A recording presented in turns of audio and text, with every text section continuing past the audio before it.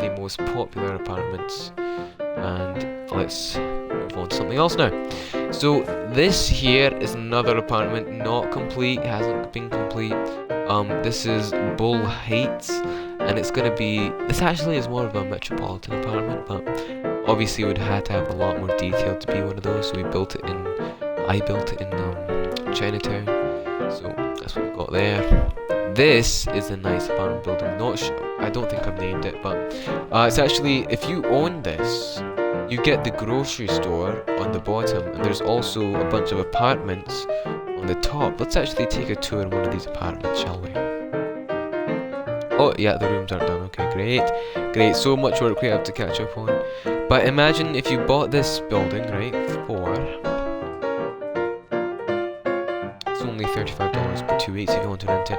But if you bought it for $2,000, right, everyone would pay you the rent, and you could order food, and you could sell it too, because it's a wee grocery store. So that would come in handy. Lots of people are looking for food, so that's a good industry to get into. This is another apartment building, and don't believe it's done yet. No, it's not. But another apartment building.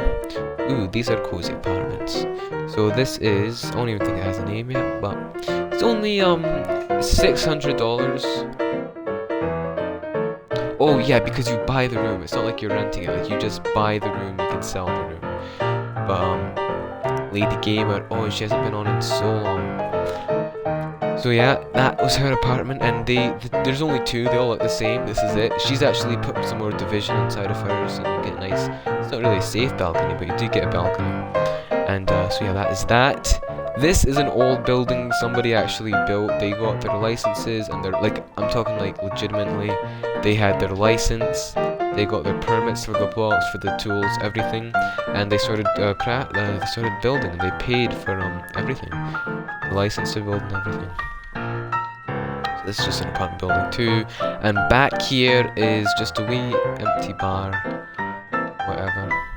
It's been updated. It's been refurbished, so that's good. Yeah. Kitchen. It's got a lot of storage in it. It's gonna be for sale again, so yeah, it is. Actually, it never was for sale, but I've bought it back, so you know that.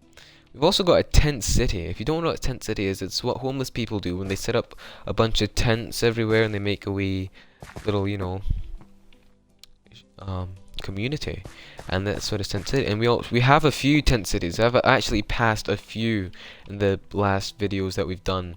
So this is just kind of what they look like. It's really cozy. It's free shelter, free storage, free beds, and the best part is no one really does know about this until now, of course. But yeah, they're scattered all over the city. So if you find a different one, actually even this one too, I bet you not a lot of people come to. But yeah, and moving on, let's cross the road. This is, I'm just going to do a quick shout out. So this is Jay Vallon, his billboard, and the information's going to say Jay Vallon, attorneys at law. You know, go to him, he gives you the best deals or whatever. This is actually his law firm, and we will respect his privacy, because he doesn't want anyone going into his building. So we won't go into it just yet, but maybe peek through the windows. It's a really good law firm company. If you want to win a trial in court, definitely look for Jay Vallon. Or if you want some documents written up, go to Jay Vallon as well. And then we've got this. There's going to be like a wee store at the bottom here. You got some apartment buildings, and then here you're going to have a fish store at the bottom, and then you got two apartments up here. But this isn't really the real estate tour, so we won't go into that. Okay, so when before the actual Stick-Mon Tower was built, this was the outpost that we just built, and I did sell it, but yeah. That is what that used to look like. We also have some restaurants here. We've got a restaurant there and a restaurant here. In 7 IRL days, 7 days in real life, this building will probably be going up for sale if the owner doesn't show up. He said he'll give it. He said if he's not on in 7 days, just to sell all of his stuff. So that's what we will be doing. Actually a few people are interested in buying, so we'll see what happens there. This is the piggy bank. Nothing interesting there. They destroyed the sword. Oh, Okay, this is the last time Reaper gets his privileges. So anyway, this was meat sword. It had a really cool emblem on it. It was a bit of meat with a sword going right through it. Someone decided to destroy it. I know exactly who it was. It's not getting creative anymore. Anyway, this was a lovely shop. She ended up selling it to me though, so I'm gonna get rid of most of this. I can see people have actually gone through and tore a bunch of stuff out, but this is her food store. Used to be. But she quit the server. She gave us warning too when she quit the server. So it's like it wasn't anything personal. She just didn't want to play Minecraft anymore. Anyway, so yeah, this is a just wee Chinese food store. Got some toilets back there. Nice refreshing restaurant. Once again, I don't even build my M's like that. Not a McDonald's. Okay, not a McDonald's. I did not put this here either. I did not even put these signs here. Okay, oh well. Anyway, that's that, yeah.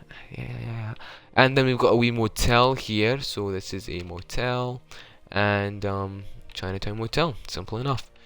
Pay here, you got some rooms. They're actually really nice, not nice rooms, they're, inexpensive. Oh, okay, someone blocked that off. You know, small rooms, maybe on a business trip or something, just... Probably actually got a lot of cockroaches. Wouldn't recommend this motel. But, yep, all the rooms look the same there.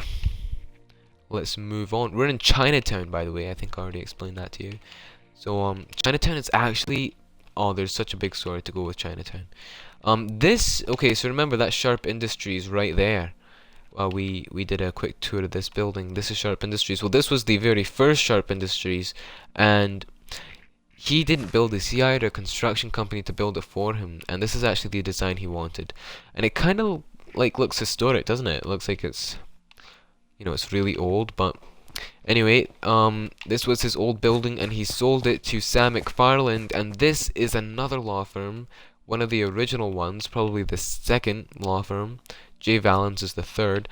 Anyway, Sam McFarland is also another really good attorney. So if you want, like I said, if you're in need to go to a court case or you want some documents written up for you, definitely come to this guy too.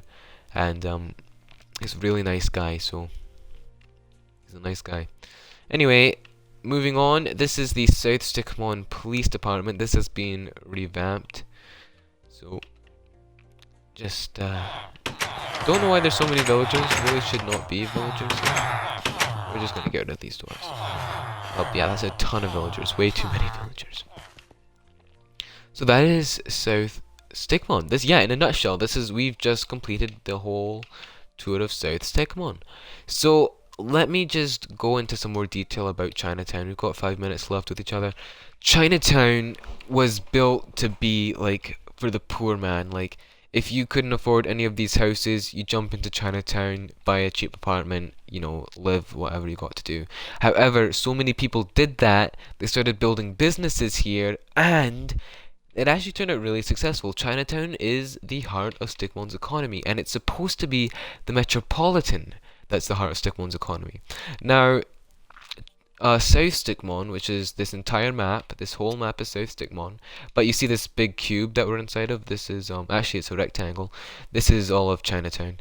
Anyway, so yeah, this is not only the heart of South Stick-Mon, it's pretty much the heart of Stick-Mon, Stick-Mon's economy, because this is where all the businesses have gone, and so many businesses wanted to move to the Metropolitan just because it's such a nicer area. You see in the Metropolitan, you see in the skyline, but it was just such a nice area, and it was not advisable. We'd advise, like, no, stay in Chinatown. This is where everyone lives.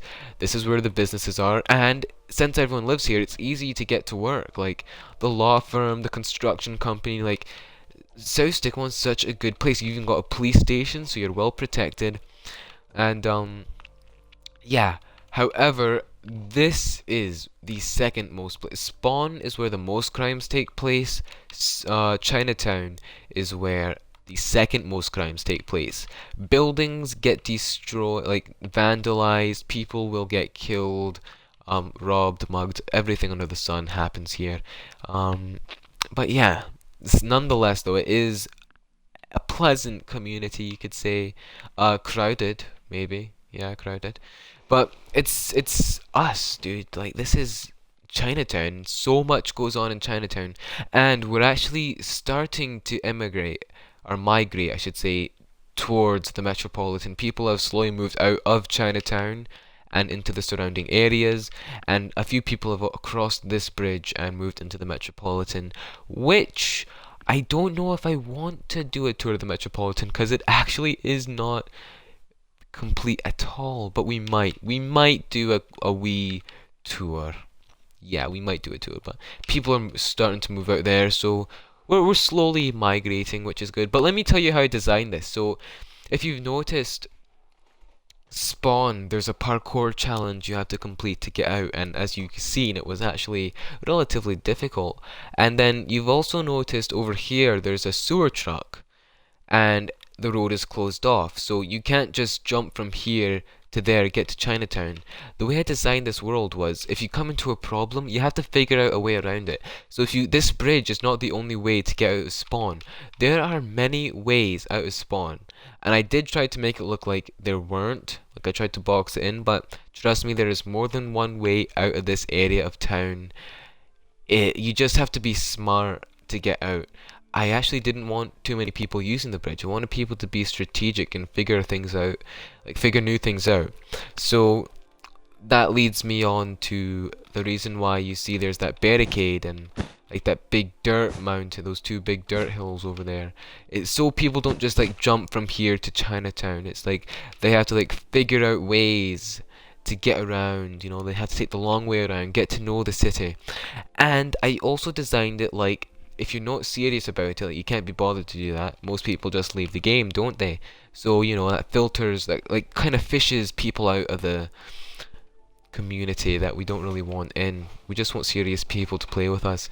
And yeah, so what it kind of does is like it keeps most of the baddies at spawn. Because most of the time when you come into the world with bad intentions, you don't want to really participate, you just want to do bad things. So if you're really serious, you find a way here, and eventually by the time you make it to the metropolitan, hopefully you're a good enough citizen and you've worked hard enough that you've earned it, and you're not a bad person. I'll go into further detail with that. It's a bit confusing, but anyway, that's all the time we have for now. Thanks for watching. I hope you enjoyed. This was actually pretty fun to make. So next episode is the Metropolitan. Thanks again for watching.